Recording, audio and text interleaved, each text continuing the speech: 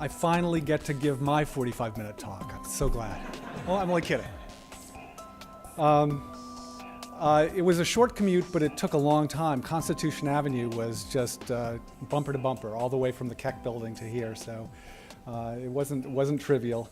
But as Ivan mentioned, I started working here in 1990, and it's already, 2013, so it's been 23 years.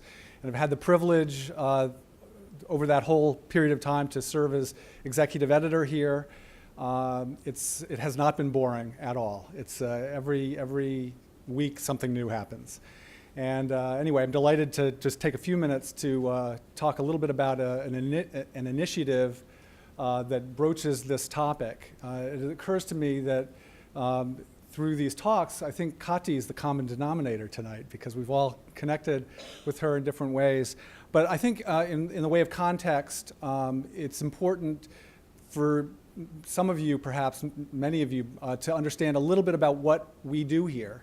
I know many of you probably already know, but since what we're trying with this initiative has to do with very much the warp and the woof of this institution, the National Academies, a big part of what we do is serve in an advisory role to mostly federal sponsors.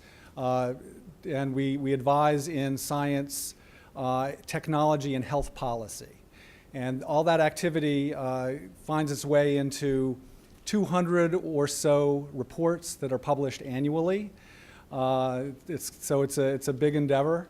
And the way we get to those publications is through the convening of committees of experts who are chosen for their expertise, obviously, balance across committees, and we have a deliberative process for at least the consensus studies that we do that yields what we think are balanced, authoritative discussions about science policy that our sponsors can use to guide their decision making. So for 23 years, we've been publishing these books, and we're continuing to do it. That rate of production has not abated at all. But somehow the landscape is changing pretty dramatically, we're feeling. And though for as long as I've been here, we have recognized that there is a need to present the findings of our reports in more concise ways. In other words, a 300-page report will typically be accompanied by a 12-page executive summary. So we're acknowledging and honoring the time challenges of our audience. It's still not enough. I think the digital era is ushering in a very different kind of mindset about how to deliver messages. And we are trying to be sensitive to that and to act accordingly. The platforms that we now use, I mean, I just heard a couple of days ago, PC sales are going down quite dramatically, and tablet sales are climbing. All of us use these handheld devices. We've all got smartphones now. And it's going to become increasingly important for us to find ways to make clear what the messages of our studies are in these more visual ways. The criteria seem to be conciseness, visual engagement, shareability, the ability to take an idea and share it quickly, morsel-sized sort of chunks of information. All of these things are what now seem to prevail on these new platforms that our educated audiences are using more and more to get their information. So anyway, in the interest of trying to jumpstart, or I won't say jumpstart because some of this has always been going on. We've got lots of people here who innovate and who are very creative about how they conduct studies. But we decided the best thing we could do to inspire study directors and communications officers of the National Academies to seek ways to use visual means to convey messages from their reports was to launch what we call the Visual Communications Initiative of the National Academies.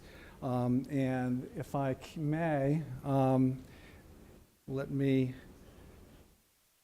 show you one of the vehicles whoops, is that right? Let me just, how do I activate this? There we go, got it.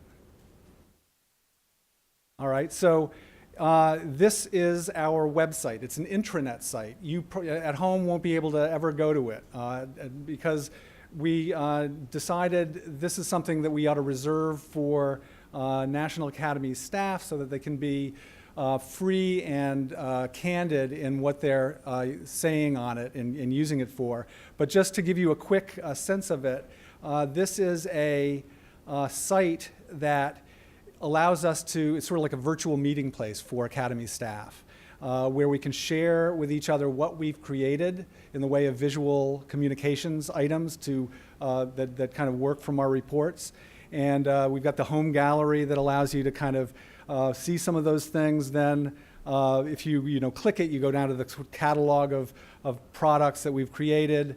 Then we allow ourselves to display things that we found from outside the National Academies that we think are especially compelling and interesting. That's kind of our of interest part of it. And then we offer tools, things that you can use to create visual communications items and professionals who can help us do them. By visual communications or visuals, I mean data visualization, video, animation, interactive maps, charts, things like that. So this is our sort of platform. And I have to say, quite candidly, that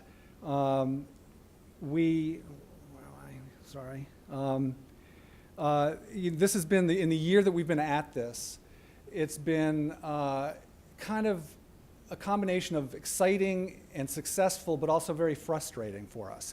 So I think we're getting our legs under us on this project, but I have to say that the culture here has traditionally been, with apologies to neuroscientists or cognitive psychologists in the room, because this is kind of an old paradigm, but it's very much of a left brain kind of place, where when you have a committee and you're trying to achieve consensus, you're dealing with language, text, you're refining it, you're trying to reflect the common sense of the group, but you have to accommodate diverse viewpoints.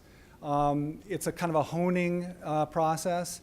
I'm not saying that visual means to communicate messages necessarily fight with those left brain approaches to communicating information, but it's definitely tapping into a different kind of mental activity. It's right brain. So what we've discovered is, this first year has been sort of a process of cataloging all of the ways in which people have successfully communicated ideas using visual means. So we get the sort of lexicon of visual approaches. Then we look at our studies that are in process, and we look for opportunities to kind of map some of those ideas to some of the things in the studies themselves. And another challenge, of course, for us has been getting in early enough that we can have what we create accompany the release of a report. Because we want to take advantage of that kind of groundswell of public interest that accompanies these releases. Too often we're kind of coming in late, and we don't get the kind of splash effect that you get when a media outlet picks up something you've done and conveys it to broader audiences. So I'm going to turn this. I'm going to turn it off and move to my. Here we go. It's not advancing, and that's because do you know how to move it along? I thought it was just click. Oh, now Oh, there we go, sorry. So anyway, I'm going to show you an example of something we did create that did a company release that was kind of, I think, one of our success stories. And then I'm going to wrap up by introducing you to something that's just recently been installed outside that I hope you get a chance to look at and play with tonight. But this is a chart, okay? This is nothing unusual to look at, certainly, but what we saw was an opportunity that we wanted to take advantage of. The study, okay, I'm really having some trouble here because it's kind of gone, here we go. The study was on the United States health situation in comparison with 16 other like countries. So similar in the sense of GDP. So they were sort of 13 European countries plus Australia, Canada, and Japan. And it's not a pretty picture for the United States, as you can kind of tell. What we saw in the study was that they picked up data from the World Health Organization, and they used that data to capture 3 charts that showed comparisons of mortality across 3 major categories. They were communicable diseases, non-communicable diseases, and injury. And those were static charts in the book. So as we were looking, this is all in draft form, highly confidential, but a study director and I looked at this and we thought, well, if we want to do something interactive and something that will lend sort of depth to the reader experience, why don't we go back to that WHO chart, which is not a chart of just these 17 countries, but a chart of 220 countries across hundreds of parameters. And we thought, well, let's make this an interactive chart that allows you to drill down far deeper than these 3 rubrics of communicable, non-communicable, and injury mortality statistics. And let people play with things that they're interested in, drill down to categories that are very specific, but that might respond to their interests, but also give them a way to understand how these major rubrics are built. So we created the chart you see here, where you have deaths from all causes, which is actually a step back, a step higher than what the study gave, because the study limited itself to these 3. But what it does is it gives you, it opens up all of its components down to about 2 or 3 levels. So not only do we see comparisons of aggregate deaths from non-communicable diseases, but now we know all of the things that make up those communicable diseases. So maybe we're interested to see how the United States compares with its other countries on the level of cardiovascular disease. You can click that, and there it is, and we're still not looking good. Only surpassed by Finland and Germany in mortality there. And if we want to go deeper, we simply go down to cerebrovascular disease, if that's something we're interested in, and hey, we look better there. But this is a way that I think there are 102 charts to draw from in this interactive display, and it just gives the reader a chance to interact with the data. There's a lot more data there. No one's going to go to all 102, but they may drill down, they may come back up, and they may drill down somewhere else.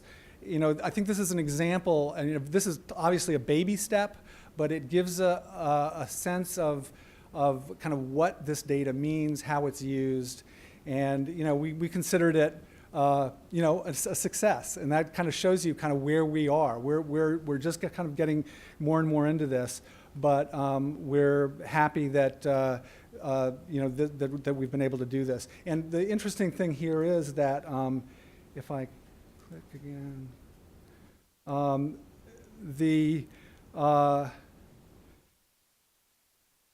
my problem is I've got 2 devices that I'm working, and you know what, I'm not going to even bother, sorry. But what I wanted to say is the LA Times, Atlantic.com, a number of outlets picked up this graphic and ran it in their stories when this report was released. So it's been a great boon to the recognizability, the kind of the transmissibility of this particular study. And to the extent that, in a way, our holy grail is to publish these interactives at the time that the report is released so that more of that can happen.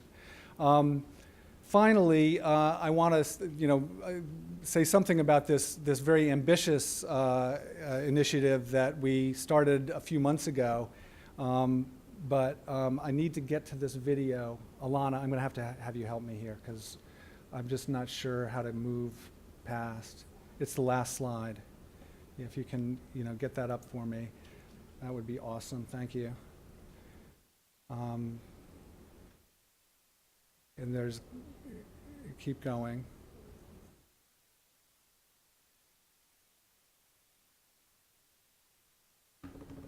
Okay, let me try. Oh yeah, here we go. The Atlantic, the LA Times, and I don't want to go one more. Here we go. Beautiful. I'm going to do. Before I start it, this is a 3-minute video that's going to conclude my talk. We were looking for a way to do something a little bit more elaborate, and so we came up with this idea. I shouldn't say we. I mean, when I say we, I want to include J.D. Talasek on this, because this thing originally took the form of a proposal to this committee that runs this fund, where we help fund these visual communications ideas, to find a way to display the collected Academies activity over a period of time using a visualization. So JD sort of backed off, thinking this is going to take too much of my time, this is going to be too complicated. But we picked it up and kind of ran with it. We kind of developed it a little bit more. And we had the good fortune to align ourselves with Kati's group at the Cyber Infrastructure for Network Science Center at Indiana University. I want to acknowledge not only Kati, but her amazing colleagues, Chinhua Kong, Adam Simpson, and Sam Mills, who helped us realize our vision for this thing. And what it is, it's installed as of day before yesterday in the East Gallery out here, just outside these doors. There's still minor bugs, nothing too drastic. We're continuing to develop it, but it's I think ready for prime time. And a couple days ago, I took a video of my boss working it, and I want to run that now. And tell you a little more about, wait a minute, I got to maximize this. I guess this is the best I'm going to be able to do. Anyway, this is what we call attractor mode. This is the way it sits when it hasn't been touched for a while, and now it's being touched. This mode, and now it's been encapsulated in these frames. One is sort of a tutorial that goes across the bottom, and the one on the right is a menu. You see the sort of beating of a heart here. I'm sorry? Oh, yeah, let me try that. Sorry. How do I do that? Okay, sorry.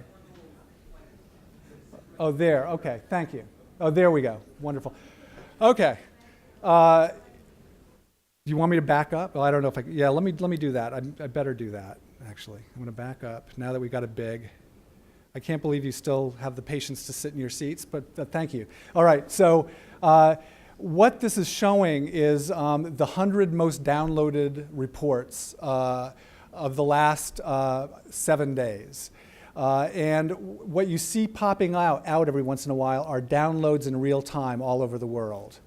Okay, she's just activated the screen. We're still in attractor mode, or what we call automatic mode, which shows those most downloaded books, and it shows the download activity in real time. But as soon as you touch a book with your finger, touch a book cover, it brings up, it changes the mode to what we call interactive. And Barbara's about to do that. And what this does is it activates, it shows you the network, the topic that book resides in across all of the books of the last 20 years that have been published by the National Academies. This shows 20 years of publishing activity, over 4,200 books in all. And so what you see is this network. She happened to touch, this was kind of random. I don't think she was thinking about what she was going to be pulling up here. but this is a very big one. You'll see others are a little bit smaller. I think this is health or health services. What she's now done is she's gone to the menu and she's tapped a topic, and all of those balls in there are subtopics within the topic that she just chose. Of course, you can pan, you can use the plus and minus buttons to make things bigger and smaller. Now she chose one of those subtopics, and there it is. The lines connecting the books are the relatedness of these studies within the subtopic. And relatedness is established automatically by the coincidence of phrases and key terms between the books. So this is automatically calculated.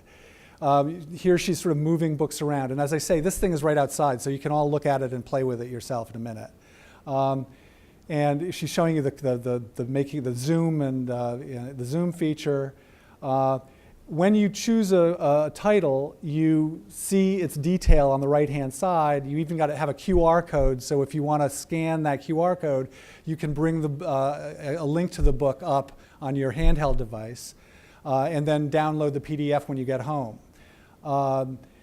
Under each book are related titles, and on the very bottom you see that graph. That is the historic sort of publication activity over the last 20 years. So in any subcategory, when you touch any year, the books that were published in that year pop out, so you can see what else was published. It's a amazing thing. It's really a discovery tool. It's not a search tool. If you're looking for a particular book, you might have a little difficulty finding it. But it is, it works in wonderful ways, sometimes surprising, sometimes deliberate. But I think it's I think this is maybe more than a baby step. This might be our first sort of adolescent step. And we have plans to move this forward and do something like in phase 2 that would geolocate and offer a lot of other kinds of information. But it afforded us an opportunity to kind of get our arms around all of this publishing activity of the National Academies, which is vast and sometimes quite siloed. And we now have one place where we can kind of see it in front of our eyes, or see a certain aspect of it. So I will stop there, but I will be positioned out by that machine after we finish here, and I'll be happy to answer any questions you have as you play with it yourselves. So thank you very much.